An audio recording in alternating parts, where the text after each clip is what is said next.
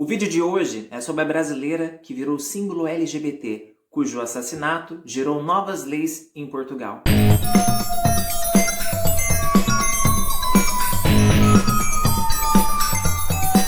A fonte é a BBC News, estará aqui no primeiro link da descrição do vídeo. O primeiro link na descrição do vídeo é a fonte de onde eu estou trazendo essa matéria aqui.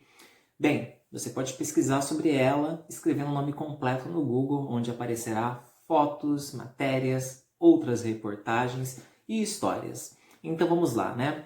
A brasileira que virou símbolo LGBT e cujo assassinato levou às novas leis em Portugal. Se você está em Portugal há mais tempo, obviamente já deve ter escutado sobre ela.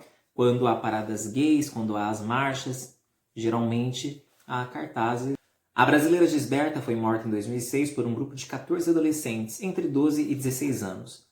Portugal despertava para uma crua realidade da intolerância e do ódio contra os homossexuais. O assassinato de uma transexual no Porto chocava a sociedade. Agredida e violada sistematicamente por 14 adolescentes, durante dias, o seu corpo foi encontrado no fundo de um poço de 15 metros. A vítima, Gisberta Salce Júnior, uma imigrante brasileira de 45 anos. Gisberta transformou-se no símbolo de discriminação múltipla, imigrante ilegal, transexual, prostituta, sem teto e soropositiva. O seu assassinato causou um profundo impacto na sociedade portuguesa, gerou debate sobre a transfobia, mudou o olhar para as questões de igualdade de gênero, abriu caminho para transformações que garantiam maior inclusão aos direitos aos homossexuais e transgêneros. O assassinato da Gisberta estabeleceu um antes e depois de Portugal. Mudou a maneira como a sociedade olhava para as mulheres trans, mudou como a imprensa cobria os transexuais, estimulou a criação de leis e tratassem de igualdade e gênero, afirma a BBC Brasil o ativista português Sérgio Vitorino, do movimento social Panteras Rosas. Nos anos que seguiram a morte da brasileira, em 22 de fevereiro de 2006, o Legislativo português criou uma série de leis voltadas para a igualdade de gêneros, com o objetivo de garantir às pessoas trans maior acesso à justiça, à educação e ao emprego. Além disso, foi aprovada a concessão de asilo a transexuais estrangeiros em risco de perseguição. Portugal transformou-se num dos países mais avançados do mundo no tratamento de igualdade de gênero. As leis criadas nos últimos 15 anos possibilitaram que um número grande de homens e mulheres trans conseguissem se integrar à sociedade, explica Nuno Pinto, o investigador do ISCTE, o Instituto Universitário de Lisboa, e diretor da associação Lusa Ilga, Intervenção Lésbica, Gay, Bissexual e Transgênero. Medo da violência. Gisberta nasceu Gisberto em São Paulo. Caçula de uma família com 8 filhos, ainda na infância dava sinais de que estava num corpo que não correspondia à sua identidade de gênero. Após a morte do pai, confessou à família, ainda na adolescência, que gostaria de ser mulher. Aos 18 anos, com medo da crescente violência contra transexuais na capital paulista, ela optou se mudar para a França. Mais tarde, já depois de realizar o tratamento hormonal e fazer implante de silicone nos seios, Gisberta mudou-se para a cidade do Porto, que fica no norte de Portugal. Rapidamente, entornou-se na cena gay local. Ela fazia apresentações de transformismos em bares, boates. A vida como artista, contudo, não gerava dinheiro suficiente para pagar as contas. Como complemento de renda, ela recorreu à prostituição. A imigrante brasileira possuía visto de residência e adaptou-se à vida em Portugal. Os contatos com a família eram raros e, com o passar dos anos, no entanto, sua situação começou a se deteriorar. Os sinais no corpo de que ela era portadora do vírus HIV impossibilitaram a brasileira de se sustentar pela prostituição. O nome masculino e o corpo de mulher impossibilitavam que obtivesse trabalho. Desempregada, ela não conseguiu renovar o visto de residência e passou ao status de imigrante ilegal. Sem dinheiro para pagar as contas, ela teve que deixar o apartamento que morava no Porto.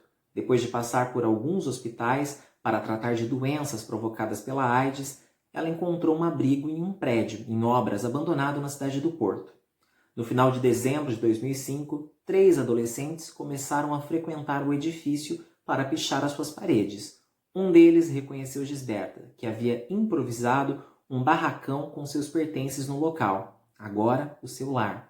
O filho de uma mulher que se prostituía, o Fernando, ele conheceu Gisberta quando ele tinha a idade de 6 anos e ficava ao cuidado de uma babá, que amparava crianças nessa situação. A brasileira, ela era conhecida dessa babá e passou a se relacionar com a mãe do garoto.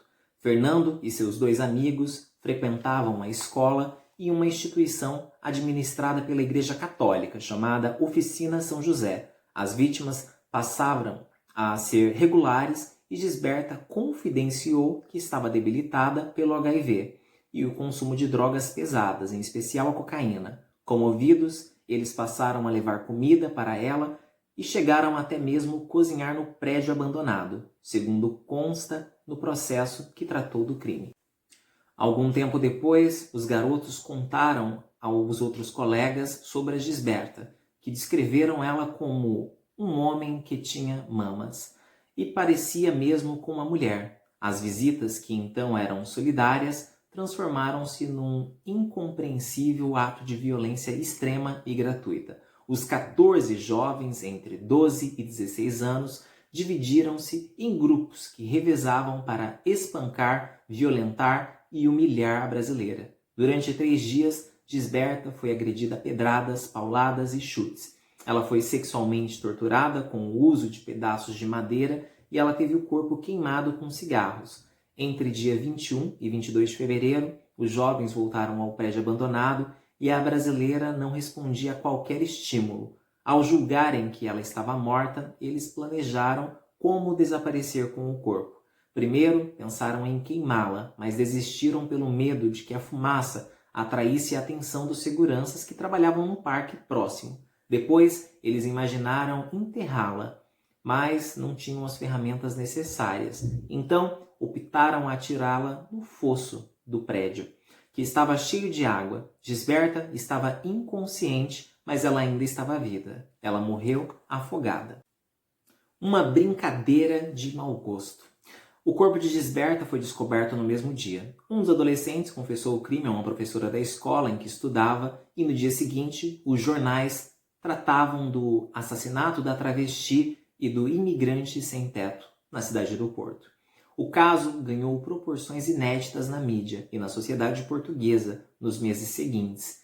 A Associação de Defesa dos Direitos dos Homossexuais organizaram manifestos pelo país e fizeram vigília em frente ao prédio onde Gisberta foi assassinada. A imprensa acompanhava todos os desdobramentos do caso enquanto lutava contra os próprios estereotipos sobre os transexuais. No começo, para a imprensa, a Gis era o Gisberto, um trans soropositivo morto. Não haviam fotos dela nas reportagens, apenas os estereotipos.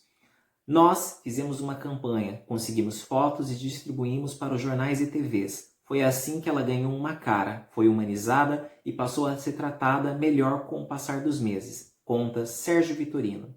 A autópsia do corpo da brasileira confirmou lesões na cabeça, no pescoço, nos membros inferiores e superiores, laringe e traqueia, abdômen, intestino e rins. Além disso, identificou múltiplas equimoses, infiltrações hemorrágicas, escoriações e infiltrações sanguíneas. Mas a causa dos mortais foi o afogamento, o que ajudou os acusados. Os menores que antes tinham sido acusados de homicídio qualificado tiveram a acusação alterada para ofensas corporais qualificadas. O único que poderia ser julgado como adulto foi o mais velho, que tinha 16 anos, mas o restante do grupo testemunhou que ele apenas assistiu às agressões, mas não chegou a participar. Ele então foi condenado a 8 meses por omissão de auxílio, ou seja, por não ter ajudado uma pessoa que corria o risco de morte. Entre julho e setembro de 2007, apenas 1 ano e meio após o assassinato, todos estavam livres. O juiz disse textualmente que o assassinato foi uma brincadeira de mau gosto de crianças que fugiu ao controle. Gisberta, ela foi amarrada em um pedaço de madeira e retirada do fosso, mas o julgamento, no fim, determinou que quem a matou foi a água e não as crianças, e não as pessoas que a tiraram dentro da água, recorda Vitorino. A frustração com o resultado do julgamento mobilizou os movimentos em defesa de igualdade de gênero. Leis de proteção a homens e mulheres trans foram aprovadas desde 2011 para que uma pessoa consiga mudar o nome de gênero em seus documentos. Basta um parecer médico. No Brasil, a cirurgia de troca de sexo não é necessária, mas a alteração não é tão simples. É preciso ter um laudo psiquiatra e psicológico, além do testemunho de amigos de que a pessoa é tratada pelo nome que escolheu. Nos últimos anos, Portugal passou a enxergar os transexuais como um olhar humano. Quando vemos a notícia sobre homens e mulheres trans na mídia, na maior parte dos casos, é sobre as perspectivas dos direitos humanos. Ainda existem um longo caminho a percorrer, em muitos aspectos, mas houve uma evolução notável nessa última década, avalia Nuno Pinto. Claro que o caso da Gisberta tem um papel de destaque nessas mudanças. A história dela está presente no fortalecimento da causa LGBT em Portugal, no amadurecimento da mídia, nas leis que foram aprovadas. Houve um antes e depois da Gisberta, avalia Vitorino. A história da brasileira foi transformada em uma peça de teatro, em um documentário e na canção Balada de Gisberta, composta pelo português Pedro Abrunhosa e interpretada por Maria Bethânia. O seu corpo está enterrado em São Paulo, mas a sua presença ainda é marcante em Portugal, onde se transformou numa bandeira para a igualdade de gênero aos direitos humanos. Essa matéria é da BBC News Brasil, completou 15 anos desde o falecimento, o assassinato da Gisberta. É isso aí, gente. Estou trazendo esses casos para vocês verem que no exterior não é 100% seguro. No exterior rolam crimes, rolam situações de ódio.